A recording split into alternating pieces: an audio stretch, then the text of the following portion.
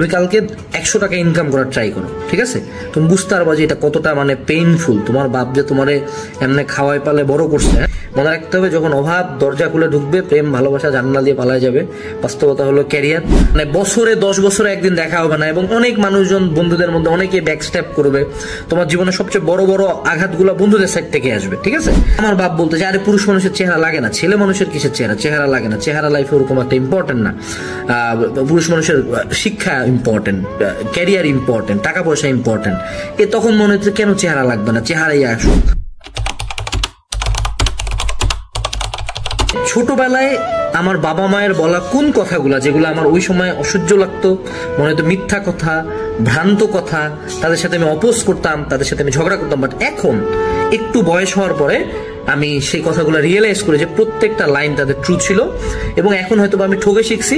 তো এই জন্য আমাকে যেহেতু তোমরা অনেকে ছোট ভাই বোন অনেকে আমাকে বড় ভাইয়ের মতো মানো, আমার ভিডিও দেখো, আমার মনে হয় তোমাদের উদ্দেশ্যে কথাগুলা জানা রাখা উচিত। কারণ তুমি যত দ্রুত এই জিনিসগুলো রিয়েলাইজেশন করবা, যত দ্রুত এগুলো বুঝবা, তত তোমার জন্য ভালো। প্রথম যে রিয়েলাইজেশনটা, আমার বাপ মা আজীবন বলতো যে বন্ধু বান্ধব কোনো কাজের না, বন্ধু বান্ধবের পিছনে টাইম ওয়েস্ট করাও কোনো কাজের না, এগুলো থাকবে না, এগুলো টিকে না, এগুলো সম্পর্ক খুবই মেকি। বাস্তবতা হইলো একটা সময় বন্ধু পুরো পৃথিবী একদিকে, তোরা অন্যদিকে, এই টাইপের বন্ধু জীবনে খুবই কম, হাতে গোনা 1 থেকে 2 জন। এবং যখন এট সাম এজ, মোটামুটি ভার্সিটি গ্র্যাজুয়েট বা 3rd ইয়ার 4th ইয়ার থেকেই সেপারেট হয়ে যাবা তোমরা, ঠিক আছে? প্রত্যেকের ক্যারিয়ার লাইনে যাবে, প্রত্যেকের বিয়ে হবে, প্রত্যেকের চাকরি থাকবে, বছরে 10 বছরে একদিন দেখা হবে না, এবং অনেক মানুষজন বন্ধুদের মধ্যে অনেকে ব্যাকস্ট্যাপ করবে। তোমার জীবনে সবচেয়ে বড় বড় আঘাতগুলো বন্ধুদের সাইড থেকে আসবে, ঠিক আছে? তো ভালো বন্ধু জীবনে খুব কম, হয়তো 1 থেকে 2 জন, হ্যাঁ 15 জন বন্ধু যদি তোমার ভালো বন্ধু হয়, তার মানে তোমার একজনও বন্ধু না। তো একটাই সামারি, সেটা হলো যত সময় যাবে তত বুঝবা যে বন্ধুত্ব বা বন্ধুর সাথে আড্ডা দাও, বন্ধুর জন্য টাইম ওয়েস্ট করা, বন্ধুর জন্য জীবন দিয়ে দেবে, এগুলা সিনেমা বা ফেসবুকে ভালো শোনায়, রিয়েল লাইফে এগুলা কোনো কিছু কাজ করে না। রিয়েল লাইফে you are on your own. তোমার লাইফের আপনজন বলতে শুধুমাত্র তোমার বাবা মা, সর্বোচ্চ গেলে ভাই বোন, তাও বাবা মা বাঁচা থাকাকালীন, মরে গেলে ভাই বোন অতটা আপন থাকে না, এটাই বাস্তবতা। দ্বিতীয় যে রিয়েলাইজেশনটা, আমি আমার লাইফের একটা অনেক বড় অংশ, আমার হাইট, আমার চেহারা, আমার শরীর, সবকিছু নিয়ে আমি প্রচন্ড ইনসিকিউরিটি থাকতাম, প্রচন্ড ইনসিকিউরিটি। আমার একটা সময় ব্রণ ছিল, এত বড় বড় বড় বড় ব্রণ, মুখ ভর্তি। এটার কারণে আমি লিটারালি 3 বছর বাড়ি থেকেও বের হই নাই, এরকম একটা অবস্থা ছিল। তো আমার বাপ বলতো যে আরে পুরুষ মানুষের চেহারা লাগে না, ছেলে মানুষের কিসের চেহারা লাগে না। চেহারা লাইফে ওরকম একটা ইম্পর্টেন্ট না। পুরুষ মানুষের শিক্ষা ইম্পর্টেন্ট, ক্যারিয়ার ইম্পর্টেন্ট, টাকা পয়সা ইম্পর্টেন্ট। তখন মনে হচ্ছে কেন চেহারা লাগবে না, চেহারাই আসল। ওই সময় বিভিন্ন মডেল হ্যান ত্যান বিভিন্ন মানুষজন দেখতাম, আরে কি চেহারা, তাই না? এখন যত সময় যাচ্ছে, যত বুঝতেছি, যত ক্যারিয়ার লাইনে আগাচ্ছি, যত টাকা পয়সা ইনকাম এইসবের দিকে যাচ্ছে, হ্যাঁ তুমি বুঝবা যে পুরুষ মানুষের আসলে চেহারা লাগে না। সত্য কথা এটা। আনলেস তুমি চেহারা দিয়ে কামাও, unless you are a model or a নায়ক, anything that involves your face, এর বাইরে কোনো পুরুষ মানুষের পরিচয় তার চেহারার কারণে হয় না, ঠিক আছে? দুনিয়া কন্ট্রোলে কোনোদিন কোনো সুন্দর পুরুষ মানুষ নাই, unless he has other qualities, ঠিক আছে? তো চেহারা নিয়ে পাগলামি কারোই করা উচিত না, ছেলে হোক মেয়ে হোক, কারোই করা উচিত না। মেয়েদের ক্ষেত্রে হ্যাঁ, মেয়েদের ক্ষেত্রে চেহারা সুরত একটা ম্যাটার, একটা সার্টেন এক্সটেন্ট পর্যন্ত ম্যাটার করে, কিন্তু পুরুষ মানুষের ক্ষেত্রে তোমার the only thing you should focus on শুরু থেকে, সেটা হলো ক্যারিয়ার। আমার জীবনে এরকম বেশ কয়েকটা খুব জঘন্য ব্রেকআপের ঘটনা আছে, যেগুলোর কারণে আমার লাইফ থেকে অনেকগুলো বছর পুরোপুরি মাইনাস হয়ে গেছে, আমার মনের মতো অবস্থা ছিল। হ্যাঁ, তো আমার বাপ মা বলতো যে এগুলা কোনোটাই ঠিক না, এগুলা প্রত্যেকটা মেয়েকি এইটার মতো টাইম ওয়েস্টিং জিনিসপাতি পৃথিবীতে নাই। আর তখন তো মনে করো প্রথম প্রেম, আবেগ, বাপরে বাপ, বিয়ে করবো, এই হবে ওই হবে, হ্যান হবে ত্যান হবে। বাস্তবতা হইলে কিছুই হয় নাই, কিছুই হয় নাই। সবার বিয়ে হয়েছে অন্য জায়গায়, সবার বাচ্চা কাচ্চা আছে, কারো কথা, কেউ কারো দিকে জীবনে 2 মিনিটের জন্য ঘুরে তাকায় না, চিন্তাও করার টাইম নাই। মনে রাখতে হবে যখন অভাব দরজা খুলে ঢুকবে, প্রেম ভালোবাসা জান্নাত দিয়ে পালায় যাবে। বাস্তবতা হলো ক্যারিয়ার। সো এই জিনিস নিয়ে যারা জীবন থেকে মাইনাস করতেছো, ফিরে আসো, তোমার বাপ মাই সঠিক ছিল ইন দ্য ফার্স্ট প্লেস, তোমার তার লগে জীবনও বিয়ে হইতো না, এটাই বাস্তবতা, ঠিক আছে? এটা যত জলদি বুঝবা তত ভালো। 3টা পয়েন্ট গেল। চতুর্থ যে পয়েন্টটা, সেটা হলো যে আমাদের টাকা পয়সার ব্যাপারটা। হ্যাঁ, সো বাবা মার সাইড থেকে সর্বোচ্চ বলা হয়তো সবসময় বলতো যে লাইফে টাকা পয়সা অনেক ইম্পর্টেন্ট, এটা কামাইতে হবে। হ্যাঁ, এবং এইটার দিকে ভালো একটা এফোর্ট থাকতে হবে, লাইফে এস্টাবলিশড হইতে হবে। যদিও এটা প্রথম পয়েন্টটার সাথেই একরকম ক্যারিয়ারের সাথে যে ছেলে মানুষের ক্যারিয়ার, টাকা পয়সার ব্যাপারটা সেপারেটলি বলতে হয়। কারণ ওই আমার বাপ বলছিল তুই আজকে যা বাড়ি থেকে বের হতো, দেখি কে তোকে 500 টাকা দেয়। হ্যাঁ, আমি তো ভাবছিলাম যে বন্ধুর কাছে 500 টাকা নিবো, তুমি যাও চাও দেখি কালকে কে দেয়। তুমি কালকে 100 টাকা ইনকাম করার ট্রাই করো, ঠিক আছে? তুমি বুঝতে পারবা যে এটা কতটা মানে পেইনফুল। তোমার বাপ যে তোমারে এমনি খাওয়াই পালে বড় করছে, হ্যাঁ, একটা আইফোন যে চালাচ্ছ বা যে এসি রুমটাতে বসে আছো, তোমাকে বুঝতে হবে যে এসিটা লাগছে তোমার বাপের রক্ত ঘাম করা টাকা দিয়ে। ওকে, সো এই জন্য টাকা পয়সার ব্যাপারটা লাইফে অনেক বেশি সিগনিফিকেন্ট, অনেক বেশি সিগনিফিকেন্ট। এটা যে কত ইম্পর্টেন্ট লাইফে, এটা একান্ত একটা ছেলে মানুষ সবচেয়ে বেশি বুঝতে পারে।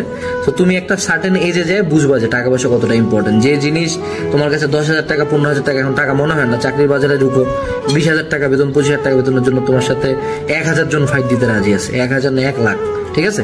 তো এই জন্য টাকা পয়সা লাইফে অনেক বেশি ইম্পর্টেন্ট, এটার পিছনে ছুটতে হয়, না চাইলেও ছুটতে হয়। এটা বাবা মা অনেক আগে থেকে বুঝায়, কিন্তু বুঝি না আমরা। চতুর্থ যে পয়েন্টটা বাবা মার বলা কোন কথাটার সাথে আমি এখন বুঝি যে অনেক কাজে লাগে, সেটা হলো যে আমাদের সকল প্রবলেমের সমস্যার মূল হলো মোবাইল ফোন, ঠিক আছে?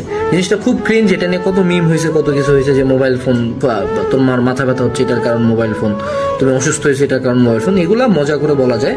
কিন্তু এখন এট সাম পয়েন্ট, এখন যখন আমি সোশ্যাল মিডিয়া হ্যান্ডেল সবকিছু বাদ দিয়ে ফোন চালানোটাকে একটা লিমিটেড পর্যায়ে আনছি, এখন বুঝি যে আমি আমার লাইফে আরো অনেক কিছু করতে পারি এক্সট্রা করে, অনেক সময় বের হয়। ফোন কতটা খারাপ জিনিস এটা ফোন একবার বাদ দিলে বুঝবা, ফোন চালানো একবার কমাই দিলে বুঝবা। সে এখনই যে স্ক্রল করতে করতে খুব ভালো লাগতেছে, লাইফে যখন 2-3 বার কট খেয়ে যাবা, ধরা খেয়ে যাবা, তখন বুঝবা যে ফোনটা তোমার কতটা বাজে ছিল। সো মোবাইল ফোন আসলেই তোমার লাইফের অনেক সমস্যার মেইন রিজন। তুমি জাস্ট তোমার ফোনের ওয়াচ টাইম বা ফোনের যে স্ক্রিন টাইমটা কমাও, 16 ঘন্টা থাকলে এটাকে 8 ঘন্টায় আনো, তুমি দেখো তোমার লাইফে বেশ কিছু ড্রাস্টিক্যাল ইমপ্রুভমেন্ট আসবে, ঠিক আছে? লাস্ট বাট নট লিস্ট, অনেক ছোটবেলা থেকে আমার ফ্যামিলি আমাকে হলো সৃষ্টিকর্তার সান্নিধ্য বা ধর্ম পালনের দিকে প্রচুর বেশি এফোর্ট দিত, ঠিক আছে? প্রচুর এফোর্ট দিত।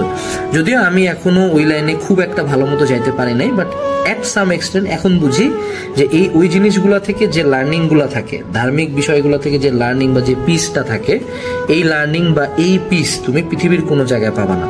এই পরিমাণ সাপোর্ট, এই পরিমাণ মেন্টাল এনার্জি কোনো জায়গায় পাওয়া যায় না। এই জন্য তারা শুরু থেকেই কিন্তু এই জিনিসটাতে অনেক বেশি ফোর্স করে। তখন মনে হয় যে আরে বেটা বইরা বেটা তুই কেন, তুই ধর্মকর্মের কথা কেন করবি, খুব বিরক্ত লাগতো একটা সময়। এখন বুঝি যে না, ওই সময় জোর করে ওই হুজুর আসে পড়াইছে দেখে কোরআন শরীফের কয়েকটা আয়াত জানে, ওই সময় কোরআন শরীফ খতম দেওয়া হয়েছে, ওই সময় হয়তো বা বেশ কিছু দোয়া সূরা মুখস্থ করা হয়েছে, যেটা আমি এখন হয়তো বা ক্যারিয়ার লাইনে আসে পারবো না। এখন আমি অনেক সূরা হয়তো মুখস্থ করতে পারবো, আমার ব্রেনই নাই অথবা সময়ই পাচ্ছি না। ওই যে ছোটবেলায় সূরা মুখস্থ করা হয়েছে, এটা একটা বিশাল বড় অস্ত্র বা বিশাল বড় একটা সম্পদ হয়ে গেছে, ঠিক আছে? ওই সময়ের বেশ কিছু, আমি অনেককে চিনি, অনেক পরিবারের সন্তানকে চিনি যাদেরকে বেসিক নলেজ গুলো দেওয়া হয় নাই, ঠিক আছে? ওই যে হুজুর আসে, হুজুর রাখে 15 টাকা, একটা পরে যেমন এটা রিজনটা কি, এখন বুঝি এটা রিজনটা কি। অনেক ফ্যামিলি এটা করে নাই, যাদের কারণে তাদের ছেলেপেলেরা দেখি যে নামাজ কয় রাকাত কেমনে পড়ে এটাও জানে না, ঠিক আছে? এমন মানুষজন আছে দুনিয়াতে, শুনে অবাক লাগতে পারে, বাট আছে। ওকে, সো এই আর কি, ওভারঅল বেশ কিছু লার্নিং আছে, বাট বাস্তবতা হইলে এখন হয়তো আমি সেপারেটলি 5টা বললাম, এরকম আমি 5টা কেন, আমি 500টা বলতে পারবো। বাস্তবতা এটাই যে তারা দুনিয়াতে আমাদের চেয়ে অনেক বেশি দিন আছে, তারা কখনোই আমাদের জন্য খারাপ চায় না। সো বাপ মায়ের বলা বা বাপ মায়ের সাজেস্ট করা 99% কথা হয়তো বা ভালো, 99% কথা ভালো, 99% কথা লাইফে কাজে লাগবে।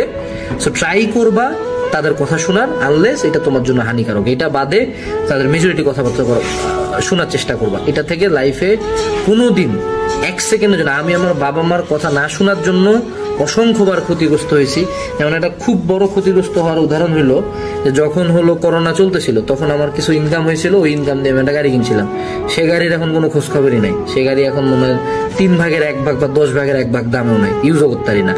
সেখানে ওই টাইমটাতে আমার বাপ বলছিল যে টাকা দিয়ে তুই একটা জমি জমা বা এইসব ইনভেস্ট কর। তো ওই সময় যে জমিটার কথা চলতেছিল সেটার দাম এখন 1000 গুণ বেশি হয়ে গেছে, আর আমার গাড়ির দাম নামে আসছে 3 ভাগের 1 ভাগে। এটাই বাস্তবতা। সো তাদের ইন্টালেক্ট এবং নলেজটা রিয়েল লাইফ থেকে আসে অনেক বেশি। তো এই জন্য তাদের কথাবার্তা আমার মতে শোনা উচিত।